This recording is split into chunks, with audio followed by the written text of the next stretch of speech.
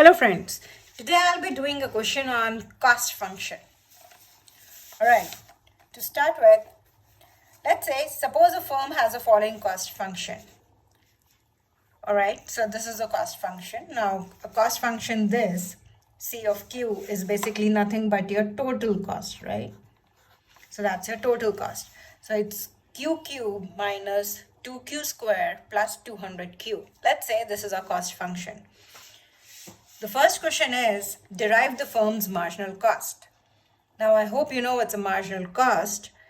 Since the marginal cost is nothing but the slope of your total cost, so that's why we will derivate this total cost function with respect to Q to get a marginal cost. Just to recall this, a marginal cost is nothing but the addition to the total cost that is caused by producing an additional unit of output. All right, so now applying the derivation rules or the differentiation rules we get, if I derivate this total cost function, I get 3Q square minus 4Q plus 200. All right, so this 3Q square minus 4Q plus 200 is my marginal cost. Right, the second question says, derive the firm's average total cost. So we all know that the average total cost is nothing but your total cost divided by your Q. That's your level of output, where Q is nothing but the level of output. So I have this total cost function, C of Q, right? This total cost function. I divide that by Q, just dividing that by Q. So I get, with all the cancellations done, so I get Q square minus 2Q plus 200. So this is my average total cost. All right. Now the next question is, what is the fixed cost, and is this a long run or short run cost function? What do you think? What do you think? This is a long run cost function or a short run cost function? And are there any fixed costs in it? I'll give you a minute. Not a minute, but less than a minute. All right. So the answer is that there are no fixed costs, right? Why? Because you cannot see any constant here without the variable Q with it. So if, to just make you understand, if the cost function would have been, let's say, 5 plus 4Q, Q plus 2Q plus, let's say, yeah, that's it. Let's say plus, or this is square, and let's say plus 5Q. All right. In this case, since this is a constant without the variable attached with it, which is Q, so this will be our fixed cost. Right?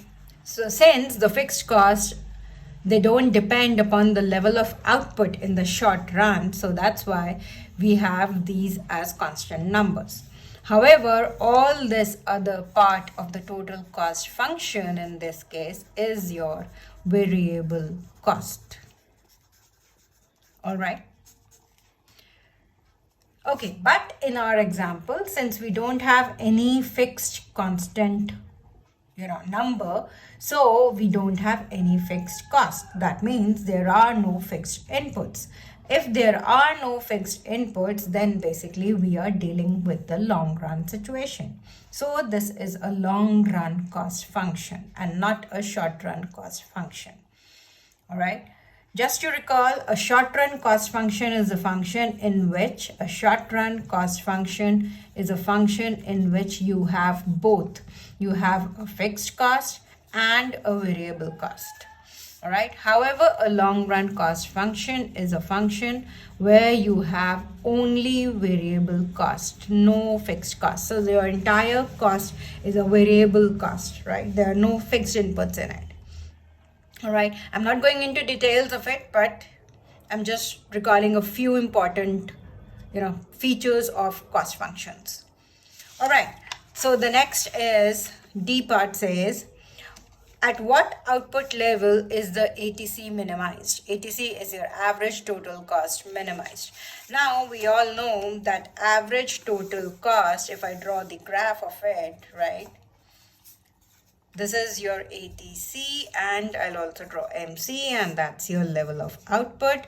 So we all know, and this is nothing but your MC, marginal cost. We all know that ATC, the minimum of ATC touches your MC and then it moves up, right? So the minimum of ATC is touching your MC. So we will use this property or this relationship between MC and ATC to find the level of output at which ATC is minimized.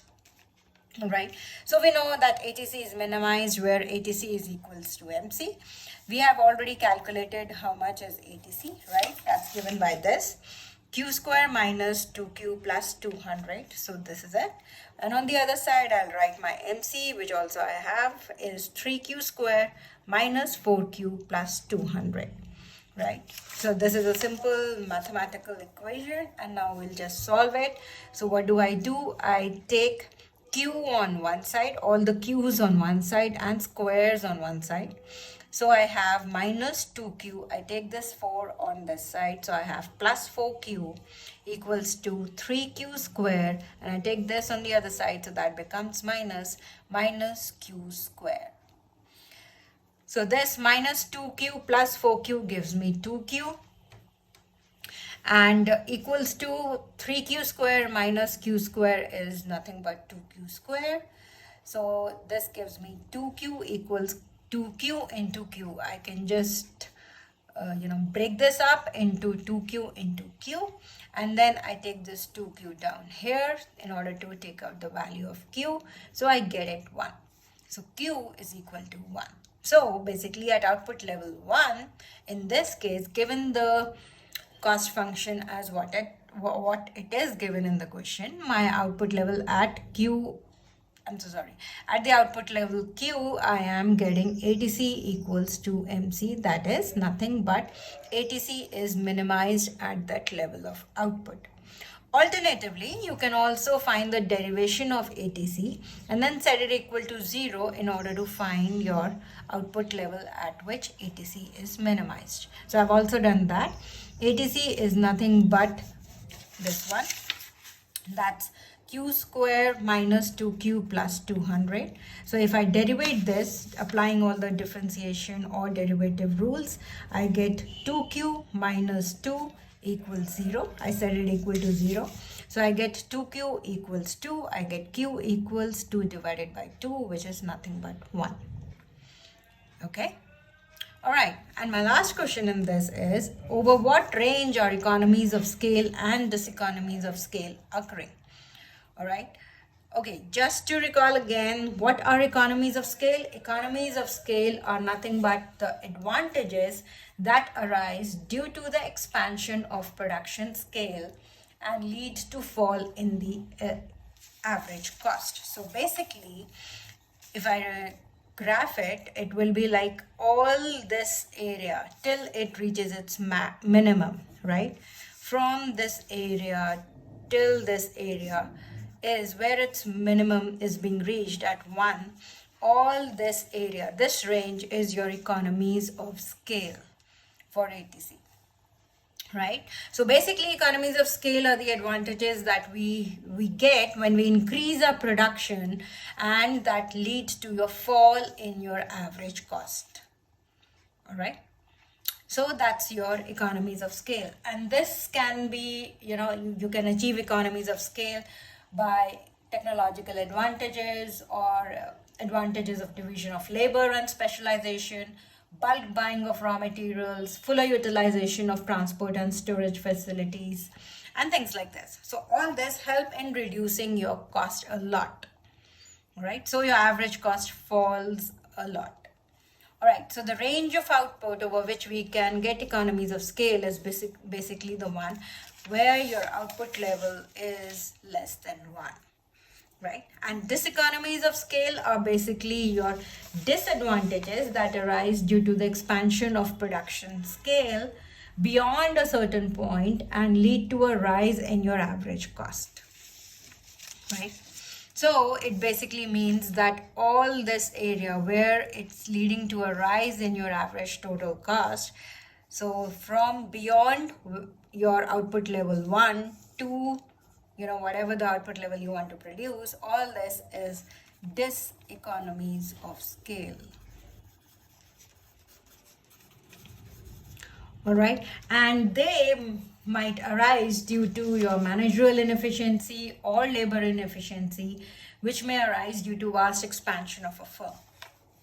Okay, so diseconomies of scale are occurring for output level greater than 1, and economies of scale are occurring for output level less than 1.